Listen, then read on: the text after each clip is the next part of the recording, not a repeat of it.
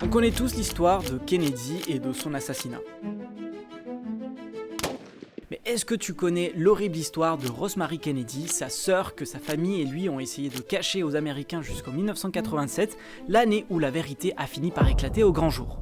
Voici son histoire, attention, c'est super triste. Rosemary est la sœur cadette de John Fitzgerald Kennedy avec 1 an de différence. Elle est née en 1918 après un accouchement difficile où son cerveau avait manqué d'oxygène pendant des longues minutes. Très vite, ses parents réalisent qu'elle n'est pas comme les autres. On lui diagnostique un léger retard mental accompagné de troubles de l'humeur et du comportement. Tout ça, ça ne plaît pas trop à ses parents qui veulent, pour tous ses enfants, une carrière brillante et irréprochable. Pendant son adolescence, Rosemary profite de la vie. Elle assiste à des fêtes, sort avec des amis et voit des garçons en cachette. Elle semble insouciante des responsabilités qu'implique le fait de porter le nom des Kennedy. Mais au début de la Seconde Guerre mondiale, son état s'aggrave. Selon sa famille, elle fait des crises de colère, d'hystérie et de violence sans raison apparente. Ses parents décident qu'il faut agir. En 1941, ils consultent des spécialistes qui leur proposent un nouveau traitement révolutionnaire, la lobotomie.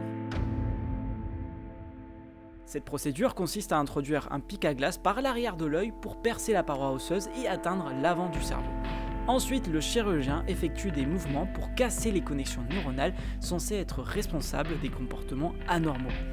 Après l'opération, on retirait la tige et on attendait que la patiente arrête de convulser. À l'époque, on croyait que la lobotomie pouvait guérir des conditions qui ne sont aujourd'hui même plus considérées comme des maladies. L'homosexualité, l'hystérie féminine ou le refus d'une femme de se soumettre à son mari. Malheureusement pour Rosemary, cette technique l'a rendue handicapée à vie et totalement dépendante des autres. À 23 ans, elle avait l'âge mental d'un enfant de 2 ans. Elle ne pouvait plus parler correctement, ni marcher, ni même contrôler ses besoins. Évidemment, sa famille a voulu tout cacher. Elle est placée à l'abri des regards dans un hôpital psychiatrique. Là-bas, elle est victime d'abus sexuels, ce qui pousse ses parents à la transférer chez des religieuses. Son père interdit à toute la famille de lui rendre visite, prétendant que c'est pour son bien. Avec le temps, l'absence de Rosemary devient de plus en plus remarquée, surtout quand son frère devient président des États-Unis. Ils inventent toutes sortes de mensonges. Elle est institutrice, elle s'occupe des enfants handicapés, ses problèmes viennent d'une méningite qu'elle aurait eue dans son enfance. Bref, à aucun moment il parle de lobotomie. Ce n'est qu'en 1987 que la vérité éclate enfin.